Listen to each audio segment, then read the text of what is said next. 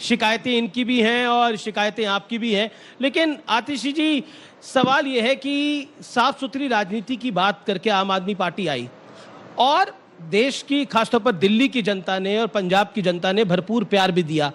लेकिन आखिर ऐसा क्या हो गया कि आपको कांग्रेस के गठबंधन में जाके शामिल पड़ रहा है, लालू यादव के साथ खड़ा होना पड़ रहा है? क्या आपको नहीं लगता ये आपके वोटर को सहन नहीं होगा?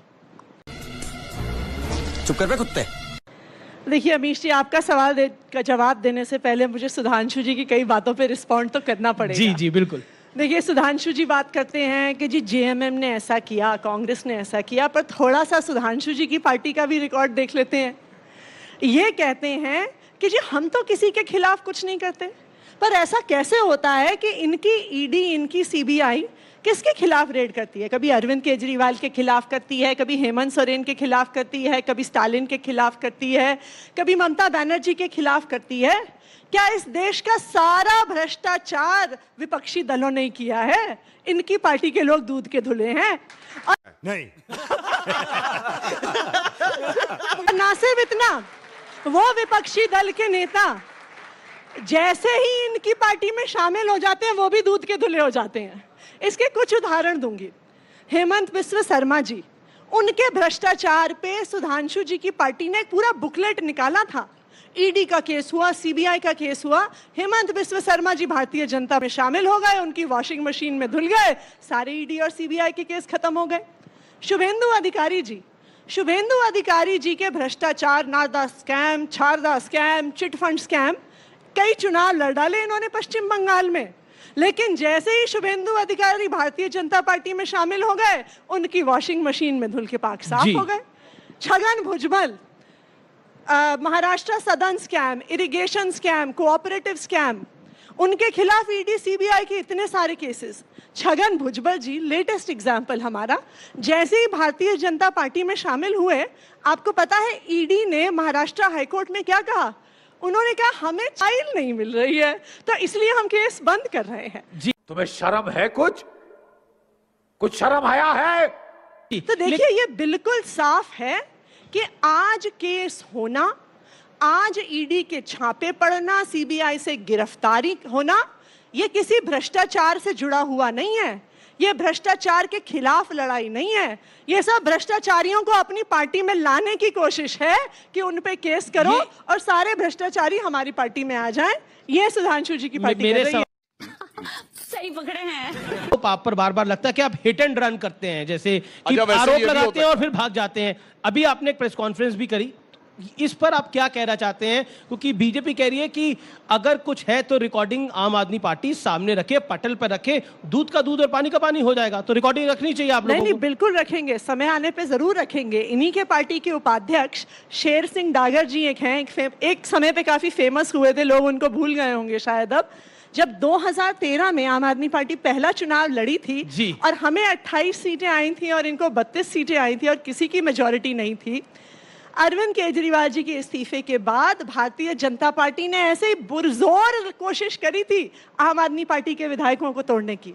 तब थोड़ा महंगाई का जमाना इतना नहीं था, तो शेर सिंह डागर जी ने मात्र 25 लाख रुपए का ऑफर दिया था हमारे विधायक दिनेश मोहनिया जी को, और उसका स्टिंग पब्लिक भी हुआ था सुधांशु जी।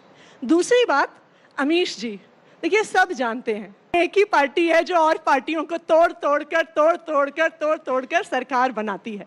गोवा में कांग्रेस के विधायक किसने तोड़े और अपनी सरकार बनाई? कर्नाटका में कांग्रेस और जेडीयू के विधायक किसने तोड़े और सरकार बनाई? महाराष्ट्र में शिवसेना के विधायक किसने तोड़े और सरकार बनाई? ये पूरा देश जानता है। इनफैक्ट अगर आप मुझे मौका दें, वो अनफॉर्चुनेटली दूसरे चैनल की क्लिपिंग है जी।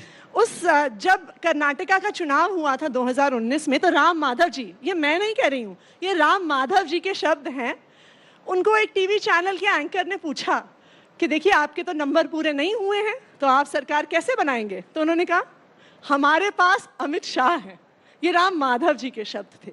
तो इनके पार्टी के नेता खुद प्राइम टाइम टेलीविजन पर मानते हैं कि संख्या बल ना होते हुए भी ये सरकार बनाते हैं। ये बिक गई है गवर्नमेंट, अब गवर्नमेंट में कुछ नहीं है। क्या आपको लगता है कि आप लोगों के नेता मिले लेकिन नीचे पार्षदों के दिल नहीं मिले, इस वजह से ये हार हो गई? और दूसरा, करप्शन के ऊपर आम आदमी पार्टी को बैकफुट पे आना पड़ रहा है, क्योंकि जनता को आप मूर्ख समझना बंद कर दीजिए। इस प्रकार की बचकाना बातें किसी के गले नहीं उतरती, लोग मजाक उड़ाते हैं। अलग अलग मुद्दे हैं, तीनों पे जवाब दूंगी। सबसे पहले तो जी सुधांशु जी ने, आपने जो मुझसे सवाल पूछा कि आम आदमी पार्टी के विधायक कौन तोड़ रहा है, उसका जवाब सुधांशु जी ने दे दिया कि जो सोवत है वो खोवत है, जो जागत है वो पावत है। तो कौन विधायक खो रहा है, कौन विधायक पा रहा है, इसका जवाब तो इन्होंने खुलेआम दे दिया। पर आप लोग सो तो नहीं रहे हो। इन्होंने डिनाई तो नहीं किया कि ये विधायक तोड़ते हैं और हर राज्य में तोड़ते हैं। तो गोवा में इन्होंने ये भी नहीं कहा गलत है, ये कहा वो तो पहुंचे ही नहीं, इसलिए हमने सोचा कि उन्होंने तो कहा कि जी मैंने एग्जाम ही नहीं दिया, तो बीजेपी ने कहा कि चलो हम चीटिंग करके पास हो जाते हैं। ये देखिए सुधांशु जी बड़े सम्मानित प्रवक्ता हैं भारतीय जनता पार्टी के, लेकिन ये तक नहीं कह रहे हैं कि विधायकों को तोड़ना गलत है। आज यहाँ पे आके खड़ा कर दिया है भारतीय जनता पार्टी ने इस देश की राजनीति को, और मुझे लगता है ये सबसे ज्यादा दुख की बात है। तू समझा? हाँ। नहीं, तू समझा नहीं।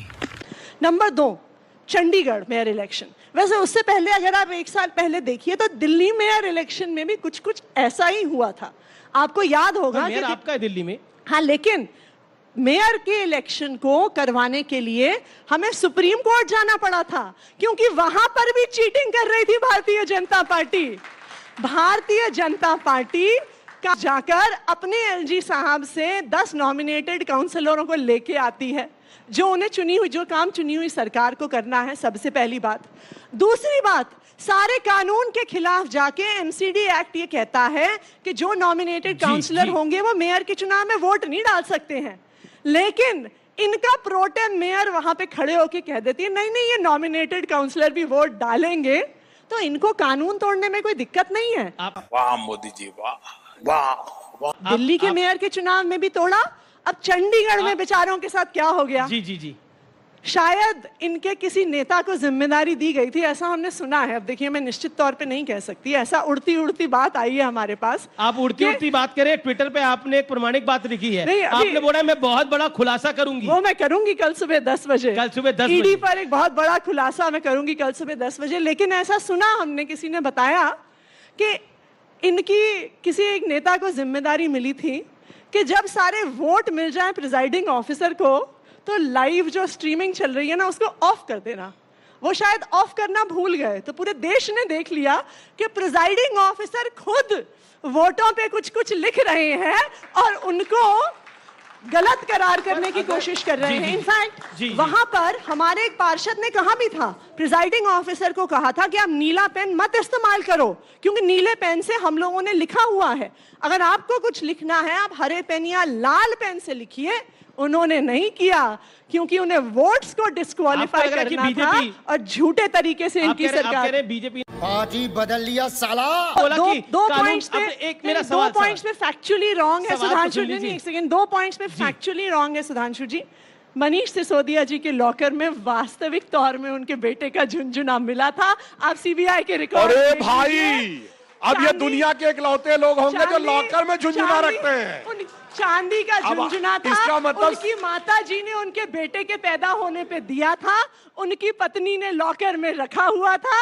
आप सीबीआई का रिकॉर्ड निकाल के देख लीजिए, आपकी सीबीआई का बोले, इसका मतलब सीबीआई के सूत्र जी उन्होंने बता दिया होगा तो निकाल के सीबीआई के लिए झुनझुना रख दिया उन्होंने। वरना कोई बच्चे का झुनझुना रखता है और चांदी का झुनझुना इतनी बड़ी चीज नहीं होती। हमारे पास और कुछ रखने के लिए ही नहीं है तो हमने रख दिया जी चांदी का झुनझुना। आपके पास होंगे सोने के बिस्कुट, करोड़ों के कैश, शेल कंपनीज के कागज। अब मुझे क्रेडिट नहीं चाहिए। देखिए, मैं ये कहूंगी कि अगर किसी एक सरकार को और किसी एक पार्टी को अवार्ड मिल सकता ना, मोस्ट इन्वेस्टिगेटेड पार्टी, तो वो अवार्ड आम आदमी पार्टी को मिलता और दिल्ली की अरविंद केजरीवाल जी की सरकार को मिलता जी। आप देखिए, जैसे सुधांशु जी ने कहा, मात्र 10 साल पुरानी हमारी पार्टी है, 9 साल से हम दिल्ली की सरकार में हैं। कोई ऐसा विभाग नहीं बचा है पिछले 9 सालों में जिन्हें इनकी सरकार ने इन्वेस्टिगेट नहीं किया। इन्होंने हमारे स्कूलों पे जांच कर ली, हमारी मोहल्ला क्लिनिक पे जांच कर ली, हमारे अस्पताल पे जांच कर ली, हमारे दिल्ली जल बोर्ड पे जांच कर ली, हमारी बिजली की व्यवस्था पे जांच कर ली, हर चीज पे जांच कर ली। 460 फाइलें 6 महीने तक इनकी सरकार आम आदमी पार्टी की रख के बैठी रही कि कहीं तो भ्रष्टाचार मिलेगा, कहीं तो भ्रष्टाचार मिलेगा। तो हमें ईमानदारी का सर्टिफिकेट इनकी सरकार ने शराब दिया घोटाले है। में आपको जबरदस्ती फंसाया जा रहा है। दूसरी चीज, अब आप सुन लीजिए जी। अब जो ट्रेंड चला है, अब आप अगला सवाल मुझसे ये पूछेंगे तो मैं पहले ही उसका जवाब दे देती हूँ कि अगर आप इनोसेंट हैं, अगर आप ईमानदार हैं, तो फिर मनीष सिसोदिया को, संजय सिंह को बेल क्यों नहीं मिल रही है? अगला सवाल आपका ये होगा, तो मैं आपको उसकी, आप अगर देखिए उसकी पूरी कहानी बताती हूँ। आपने कभी सोचा है कि भारतीय जनता पार्टी अपने विपक्षी दलों पे सिर्फ पीएमएलए में, prevention of money laundering act, जो ईडी जिसके तहत अपने केस करती है, सिर्फ एक कानून में क्यों केस करते हैं? प्रिवेंशन ऑफ कहते हैं जी भ्रष्टाचारी हैं सब, प्रिवेंशन ऑफ करप्शन एक्ट में क्यों नहीं करते? कहते हैं जी क्रिमिनल्स हैं सब, सीआरपीसी में क्यों नहीं करते? इसलिए नहीं करते क्योंकि PMLA, prevention of money laundering act, इस देश का एकमात्र कानून है जिसमें बेल मिलने का प्रावधान लगभग असंभव है। इसलिए आज पीएमएलए यूज नहीं होता नारकोटिक्स, टेररिज्म वगैरह के लिए, जिसके लिए ये बना था। आज पीएमएलए सिर्फ और सिर्फ विपक्ष को दबाने के लिए इस्तेमाल किया जाता है, नेताओं को चुप करने के लिए यूज किया जाता है। देश संकट में है। ऊपर आता हूं, ये इंडिया अलायंस का क्या हो रहा है आतिशी जी? नीतीश जी छोड़ के चले गए हैं और ममता बनर्जी कांग्रेस के साथ गठबंधन नहीं कर रही हैं, क्या कहना चाहती है? एक सपना देखा था पूरे ऑपोजिशन ने इंडिया अलायंस का, लेकिन वो सपना चकनाचूर हो गया है 2024 के चुनाव से पहले ही। ये झूठ है, झूठ है, झूठ है। देखिए, मैं ये मानती हूं कि जो नीतीश जी ने किया वो बिल्कुल गलत था। नीतीश जी बहुत बात करते थे, उन्होंने कहा था हम महंगाई के खिलाफ लड़ेंगे, बेरोजगारी के खिलाफ लड़ेंगे, संविधान के लिए लड़ेंगे, संविधान को बचाने के लिए लड़ेंगे। लेकिन मैं ये मानती हूँ कि बिहार में वास्तविक तौर पे नीतीश जी के भाजपा में जाने से भाजपा को ही नुकसान होगा, इंडिया अलायंस को नुकसान नहीं होगा। ममता जी के बाकी जो घटक दल हैं, ये मैं मानती हूँ कि कुछ इनिशियल हिकअप्स हैं, लेकिन मुझे पूरा भरोसा है। बोलती है कि कांग्रेस की 40 सीटें भी नहीं आ सकती, कांग्रेस में अहंकार है, क्योंकि आप कांग्रेस से डील कर रही हैं। क्या आपको भी लगता है कांग्रेस में अहंकार है? देखिए, हम इंडिया अलायंस के प्रति पूरी तरह से कमिटेड हैं। इंडिया अलायंस जरूर एक साथ आएगी, एक साथ रहेगी और भारतीय जनता पार्टी को चुनाव हराएगी, देश को महंगाई से भी बचाएगी, बेरोजगारी से भी बचाएगी और इस देश के संविधान को भी बचाएगी। जी सुधांशु, ये बड़ी अच्छी बात कही आप। खत्म, bye bye, tata, goodbye, गया।